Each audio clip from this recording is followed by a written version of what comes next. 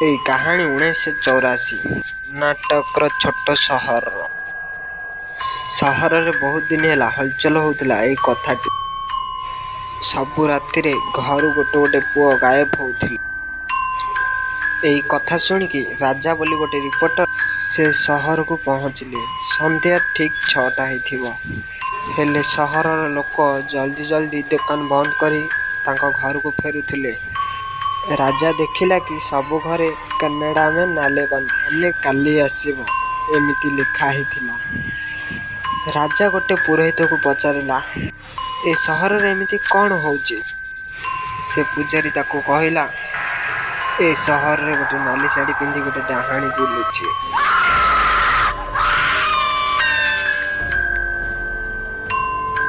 ସେଇ ସବୁ ରାତିରେ ଘର ଘରକୁ ଯାଇ ଘର କବାଟ ବହୁତ ଜୋରରେ ଢକ୍ ଢକ୍ କରେ।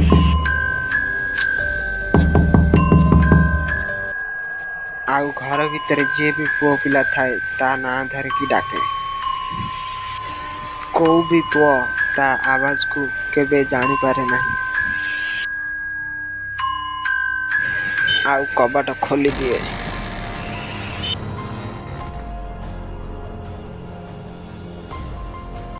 କହୁଛନ୍ତି କି ସେ ଡାହାଣୀ ତାକୁ ବଶୀକରଣ କରିକି ବହୁତ ଦୂର ଜାଗାକୁ ନେଇଯାଏ ଆଉ ତାକୁ ମାରିଦିଏ। ସେଥିପାଇଁ ସହରର ଲୋକମାନେ ନାଲେବନ୍ଦ ଲେଖିବା ଷ୍ଟାର୍ଟ କଲେ, ଯାହାକୁ ପଢ଼ିକି ସେ ଆଜି ନାହିଁ କାଲିକି ଆସିବ ଆଉ ସେମିତି ଚାଲିବ। ସେମିତି କହି ପୂଜାରୀ ତାଙ୍କ ଘର ରାସ୍ତାରେ ଜଲ୍ଦି ଜଲ୍ଦି ପଳେଇଲା। ରାଜାକୁ ନ୍ୟୁଜ୍ କରିବା ପାଇଁ ଭଲ କାହାଣୀ ଗୋଟେ ମିଳିଗଲା। କିଛି ରାସ୍ତା ଗଲା ପରେ ତା ସ୍କୁଟର ପଞ୍ଚର ହେଇଗଲା। ରାତି ହେଇଯାଇଥିଲା ଆଉ ସବୁ ଲୋକ ତାଙ୍କ ଘରକୁ ପଳେଇଥିଲେ। ଅଚାନକ ରାଜାକୁ ଲାଗିଲା କି ତା ଆଖପାଖରେ କିଏ ଅଛି। ସେଇ ସ୍କୁଟର ନେଇ ବହୁତ ଜୋରରେ ଚାଲିବାରେ ଲାଗିଲା।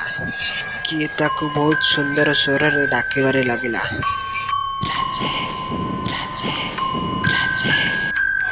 ସେ ଯେମିତି ତା ସ୍କୁଟରର ଶିଶାରେ ଦେଖିଲା, ସେଇ ସ୍କୁଟର ଛାଡ଼ିକି ବହୁତ ଜୋରରେ ଦୌଡ଼ିବାରେ ଲାଗିଲା। ସେ ଗୋଟେ ଛୋଟ ଘରକୁ ଯାଇ ଲୁକି ପଡ଼ିଲା ଆଉ କବାଟକୁ ଲକ୍ କରିଦେଲା। ଆଉ କବାଟ ବହୁତ ଜୋରରେ ଠକ୍ ଠକ୍ ହେବାରେ ଲାଗିଲା। ତାକୁ ବହୁତ ଖରାପ ଖରାପ ସାଉଣ୍ଡ ଶୁଭାଗଲା। ରାଜେଶ ବହୁତ ଡରି ଯାଇଥିଲା। କିଛି ସମୟ ପରେ ସାଉଣ୍ଡ ବନ୍ଦ ହେଇଗଲା। ସେ ବହୁତ ଡରି ଡରିକି କବାଟ ଖୋଲିଲା। ସେଠି କିଏ ନଥିଲା। ହଠାତ୍ କିନା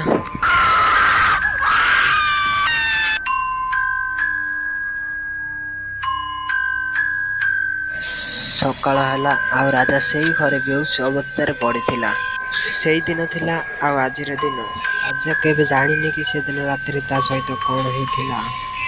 ସହରର ଲୋକ କହିଲେ କି ସେ ଏଇ ସହରର ନାହିଁ, ସେଥିପାଇଁ ବଞ୍ଚିଗଲା। କିଛି ମାସ ପରେ ସେ ଡାହାଣୀର ଆଉ କିଛି ବି ଶୁଣିବାକୁ ପାଇଲାନି। ଆଜି ବି ସହରର ଲୋକମାନେ ତାଙ୍କ ଘର ବାହାରେ ନାଲାବନ୍ଦ ମାନେ କାଲିକି ଆସିବ ଏମିତି ଲେଖା ହେଇଥିଲା। ସତ କାହାଣୀ ଉପରେ ଆଧାରିତ।